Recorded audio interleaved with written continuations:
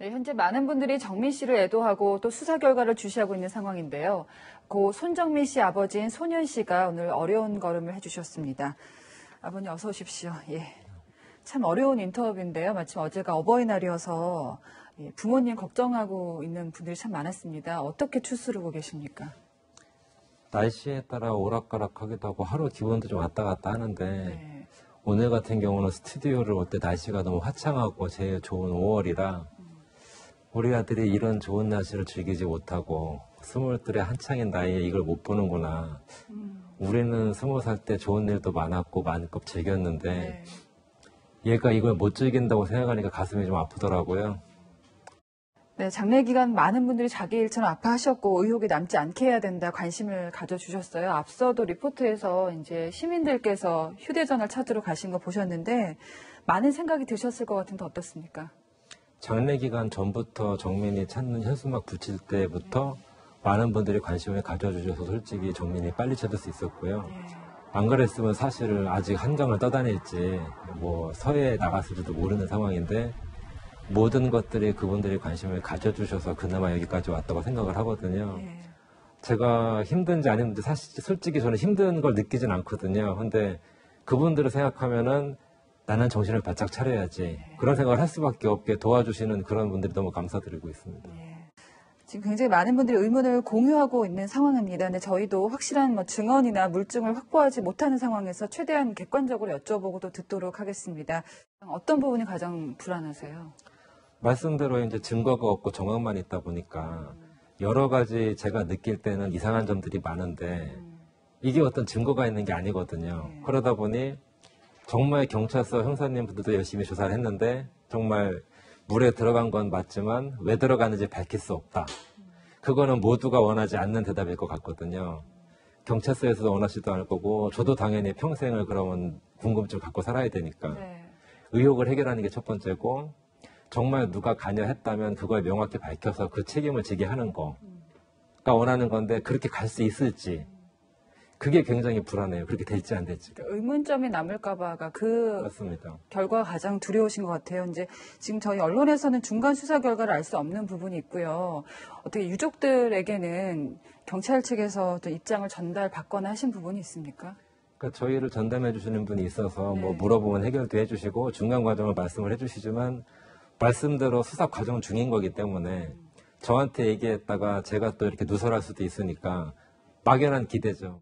이번 사건에 대해서 많은 분들이 굉장히 공감을 하신 이유 중에 하나가 정민 씨뿐 아니라 성인 실종자들이 지금도 많이 발생을 하고 있습니다. 그런데 아무 권한이 없는 민간인들이 가족이 실종됐을 때 직접 찾아 헤매셨어야 됐잖아요. 그 부분을 직접 겪어보시면서 어떤 생각이 드셨나요? 초기에 너무 당황했던 건 이렇게 한강에 CCTV가 없었나. 영화와 실제가 이렇게 다른가. 뭐 일목요연하게 보는 건 고사하더라도 좀 쉽게 컨택할 수 있을 줄 알았는데 어디 있는지 알기도 파악하기 어렵고 하나 보는 것도 어렵고 그리고 기관도 다르고 더 아쉬운 거는 키웠던 우리가 보면 빨리 찾을 수 있는 거를 생판 모르는 분들이 조그마한 사진을 보고 찾을 수 있을까 그거를 막연히 기대하는 건 너무 무모해 보였고 한 3일 정도 지났을 때 할 수 있는 걸 다 하고 나서 할 수 있는 건 정말 전단지하고 현수막밖에 없었거든요.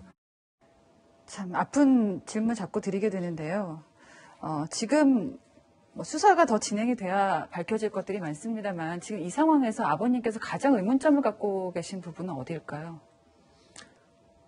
사실만으로 얘기했을 때 의혹이야 뭐 그냥 푼다고 치고 뭐 우리 아들을 불러내서 술을 먹던지 아니면은 3시 반에 전화해서 데리고 갈 수 있는데 안 되는 간점 아니면 마지막에 뭐 핸드폰이 바뀌거나 또 찾으러 올 때도 전화 안 한 점. 그런 가장 기본적인 의혹이 있는데 만약 그거 빼놓고 아무것도 없다고 한다면 최소한 우리 아들을 찾는 노력을 했어야 되는데 찾을 때까지 노력을 하지 않은 점이 이상하고요. 자, 지금 아버님께서 상당히 추스르기가 어려우신 상황입니다. 누가 봐도. 근데 이렇게 어려운 인터뷰에 그래도 응하고 계시는 이유가 있으시죠? 우선은 제가 아직 하고 싶은 게 남았거든요. 정민이가 왜 들어가는지 밝혀야 되는 게 가장 중요하기 때문에 거기에 도움이 되는 것들은 어떤지 하려고 하는 게 첫 번째 있고 개인적으로 두 번째로는 너무나 많은 분들이 관심을 가져줬기 때문에 저는 거기에 대한 도리가 있거든요. 일단 뭐 아들이 돌아오지 않는 건 어쩔 수 없는 건데 이왕 그랬을 때 아들의 어떤 희생이 가치가 있어야 되는데 하다못해 CCTV가 늘어나든 한강에서 음주를 자제하든 뭔가 좀 좋은 방향이 나와서 똑같은 사례는 안 생겨야 된다. 그래야 그나마 정민이의 희생의 가치가 있지 않을까 그렇게 생각을 합니다. 네, 저희가 아버님과 정민 씨가 찍은 사진을 좀 미리 주셔서 받아봤는데요.